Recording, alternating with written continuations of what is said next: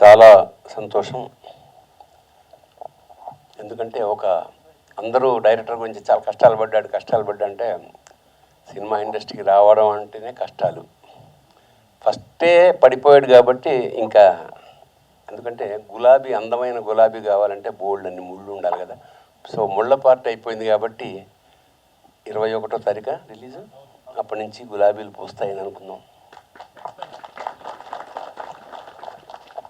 తప్పదు, ఎందుకంటే ఇక్కడ తేలిగ్గా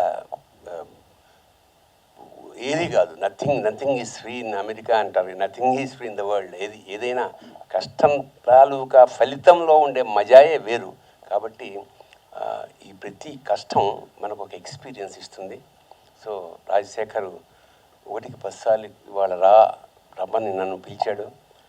నేను ఇవాళ ఒక్కరోజే నాకు సెలవు. సరే అయినా సరే పాపం అతను ఒక్క మాట అన్నప్పుడు నాకు చివుక్కు అనిపింది. సార్ చిన్న సినిమా సార్, ఎంకరేజ్ చేయండి అన్నాడు. నాకు చిన్న సినిమా అనగానే ఒక జల్లు మంది. ఎందుకంటే నిజంగా ఈ కుర్రాళ్ళు ఎన్నో ఆశలతోటి, ఆశయాలతోటి, ఎన్నో కళలతోటి, ఎన్నో ఉద్యోగాలు మానుకుని, ఎందుకంటే లక్షల రూపాయలు వచ్చే శాలరీస్ అన్నీ మానేసుకుని ఒక ప్యాషన్ తోటి వస్తున్నారు.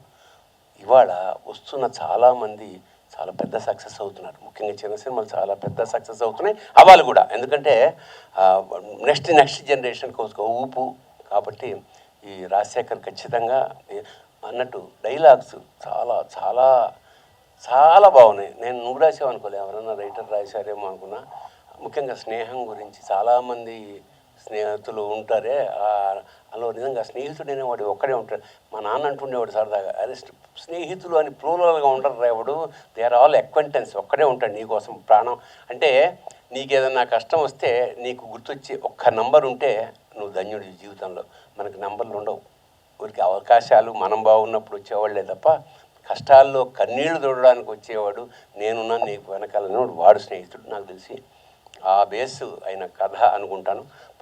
పాట కూడా చాలా చాలా అంటే స్నేహం మీద చాలా పాటలు వచ్చాయి. బట్ వింటూ ఉంటే ఆ లిరిక్ చదువుతుంటే రాంబాబు చాలా బాగా రాశావు రాంబాబు, వండర్ఫుల్. ఎందుకంటే ఈ సంగీత సాహిత్యాలే కదా ఏదైనా. పాపం నాకు ఇంకా విషాదం ఏంటంటే ఇంత చక్కటి సంగీతం అతను పాపం మ్యూజిక్ డైరెక్టర్ వెళ్ళిపోవడం అనేది నిజంగా పాపం ఎక్కడో ఆయన ఆత్మ అక్కడి నుంచి వీళ్ళందరినీ ఆశీర్వదిస్తూ ఉంటుంది. ఖచ్చితంగా మంచి సంగీతం కూడా అందించాడు అతను.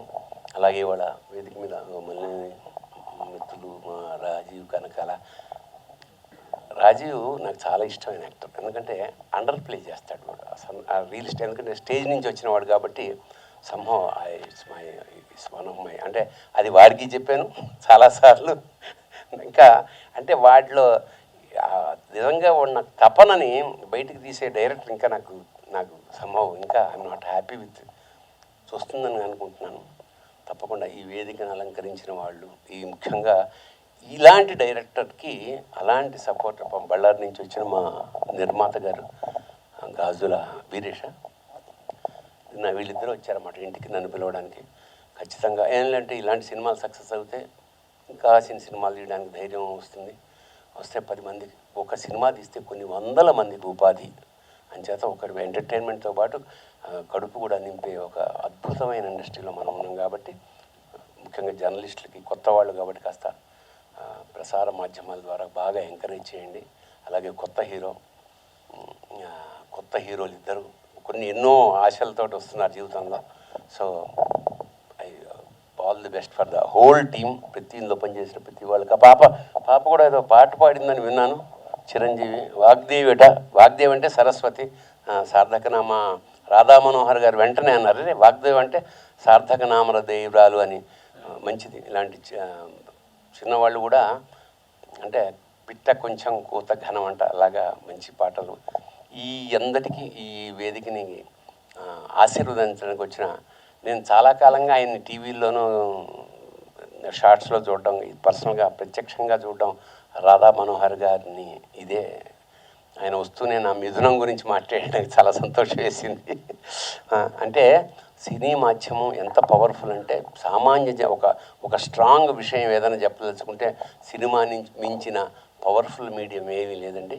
అది పాజిటివ్ కానీ నెగిటివ్ కానీ. దురదృష్టవశాత్తు నెగిటివ్నెస్ ఎక్కువ తీసుకుంటారు, but there is so much పాజిటివిటీని ఇన్ ద ఫిలిం. హద్దులేదురాకి హద్దు ఉండకూడదని ఆ పరమేశ్వరుని ప్రార్థిస్తూ శుభం భూయాత్ శివోహం.